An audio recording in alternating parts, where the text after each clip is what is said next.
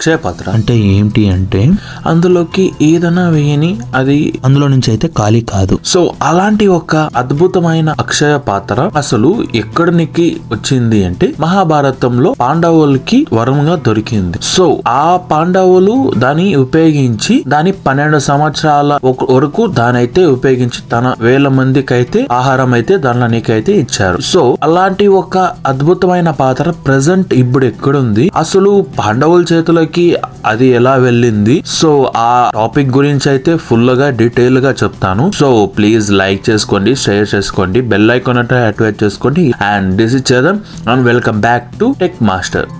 శకిని ఆరణ వంశం వల్ల పాండవులు అయితే ఓడిపోతారు యుద్ధంలో. సో కౌరవుల్లో పెద్దవాళ్ళు అయిన దుర్యోధనుడు వాళ్ళకి ఒక పరీక్ష పెడతాడు. సో ఏంటి అంటే 12 సంవత్సరాల అరణ్యవాసం, 1 సంవత్సరంలో అజ్ఞాతవాసం చేయమని చెప్తారు. చేసేదేమీ లేకుండా పాండవులు అయితే వెళ్తారు. 14,000 రథంతో బయటికైతే అరణ్యవాసం చేయడానికి అయితే వెళ్తారు. సో ఇది ఇలా ఉండగా కౌరవులు పాలించడం స్టార్ట్ చేశారు. సో అక్కడ హస్తినాపురం చెందిన వాళ్ళకి అది నచ్చడం లేదు. కౌరవులు పాలించడం చాలా మూర్ఖప్యం, అసలు వాళ్ళకి కరెక్ట్ గా పాలించడం లేదు, ఇలా సో అని చెప్పి ధర్మరాజు దగ్గరికి వెళ్ళి మేము మీతో పాటు వచ్చేస్తామని చెప్పారు. సో ధర్మరాజు ఏమన్నారంటే, మీరెందుకు ఇక్కడికి వస్తారు, మేము ఏదో చెట్లంటూ గుట్లంటూ తింటూ పెరుగుతాం, మీరిక బాధలు అనుభవించాలా అన్నాడు. సో ఈ హస్తినాపురం చెందిన 10,000 మంది పైన వాళ్ళు ఏమన్నారంటే, మనకి ఎలా ఉంటారనే మాకు సంబంధం లే, మా ఆహారం మేము సంపాదించుకుంటాం, మేము తినుకుంటాం, మేమైతే మీతో పాటు వస్తామన్నారు. ఇంకా చేసేదేమీ లేకుండా సో వెళ్ళే టైం అంతా ధర్మరాజు ఇన్ని 1000 మందికి ఎలా పోషించాలి అని ఆలోచిస్తారు.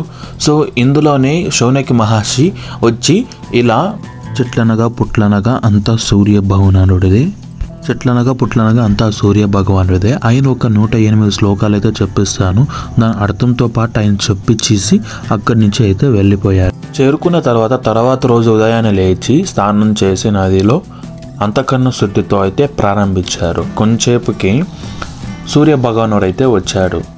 అతనికైతే ఇలా చెప్పారు, ఎలా ఏం జరుగుతుంది అని చెప్పారు. సో సూర్య భగవానుడు అయితే ఒక పాత్ర అయితే ఇచ్చారు. ఆ పాత్ర గురించి అయితే చెప్పారు, ఈ అడవిలో దొరికే పళ్ళన్నీ దాంట్లోకి ఎత్తుకొని వచ్చి వేసి మీలో ఎంతమందికి కావాలంటే అంతమంది తినేయండి, ఎంతమంది తిన్నా ఖాళీ కాదు. సో ఒకవేళ దీన్ని క్లీన్ చేసి రివర్స్ కానీ బాలిస్తే ఇదైతే ఆ రోజుకి పనిచేయడం ఆగిపోతుంది అని చెప్పి వెళ్ళిపోయారు. సో అర్థమైంది కదా ఫ్రెండ్స్, అంటే మహాభారతంలోకి ఎలా వచ్చింది అక్షయ పాత్ర అనేది అర్థమైంది కదా. సో ప్రెసెంట్ ఇప్పుడు ఎక్కడుందో చెప్తాను చూడండి. హనుమంతుడు భీముడు అయితే వాయుదేవుడు జన్మించారని అందరికీ తెలుసు. అదే అంశతో కలియుగంలో అయితే జన్మించేవాడే మధ్వాచార్య గారు. ఆయనే పూర్వజన్మంలో భీముడు అని చెప్పుకునే దానికి ఎన్నో సందర్భాలు అయితే ఉన్నాయి.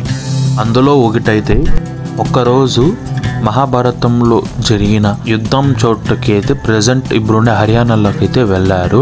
సో అక్కడికి వెళ్ళిన తర్వాత వెళ్తూ ఒక చోటలా ఆగిన తర్వాత అక్కడైతే తన గతం అయితే గుర్తొచ్చింది. సో తన శిష్యులకైతే చెప్పాడు, ఇక్కడ లోతుగా తవ్వమని చెప్పారు. సో అక్కడైతే తన కత్తి అయితే దొరికింది. సో దాన్ని చూసి ప్రతి ఒక్కరైతే ఆశ్చర్యపోయారు. సో దాన్ని మళ్ళీ ఎక్కడుందో అక్కడికి పెట్టేసి దాన్ని అయితే పూడ్చిపెట్టేయమని చెప్పారు. అలాంటి ఒక గొప్ప మధ్వాచార్య గారే 750 సంవత్సరాలకు ముందు కర్ణాటకలో ఉండే ఉడిపిలో శ్రీకృష్ణుడిది ప్రాణదానం అయితే చేశారు. సో అక్కడ ఉండే పండితులకైతే ఇచ్చారు ఈ అక్షయ పాత్ర. ఏమని చెప్పారంటే, మీలో ఎంతమందికి అయితే వస్తారో అంతమందికి అయితే మీరైతే ప్రసాదం అయితే ఈ పాత్రలోకి వేసి పంచండి అని చెప్తారు. మహాభారతంలో ఉండే అక్షయ పాత్ర, ఈ అక్షయ పాత్ర 2 ఒకటి అంటే 2 ఒకటి కాదు. మహాభారతంలో ఉండే అక్షయ పాత్ర వచ్చి రాగితో చేయిండేది, ఈ మధ్వాచార్యులు గారు ఇచ్చిన అక్షయ పాత్ర వచ్చి చెక్కతో చేయిండేది. ఇది స్వయాన ఆ మధ్వాచార్య గారే తయారు చేశారు. దీనికి మెచ్చుకోవాల్సినది. ఇప్పటికీ 750 సంవత్సరాల నుంచి ఇప్పటికీ ఆ గడితితోనే అంటించి ఆ పాత్రతోనే అంటించిన తర్వాతే అన్నదానం అయితే చేశారు. ఉడిపిలో ఉండే ప్రసాదం అంత ఫేమస్ అయింది. సో అప్పటి నుంచి ఇప్పటి వరకు దాన్ని ఫాలో అవుతున్నారు. ఇది గైస్ అక్షయ పాత్ర కథ గురించి. సో ఈ టాపిక్ మీకు నచ్చింటే, ఇన్ఫర్మేటివ్గా అనిపిస్తే లైక్ చేసుకోండి, సబ్స్క్రైబ్ చేసుకోండి, బెల్ ఐకాన్ యాక్టివేట్ చేసుకోండి.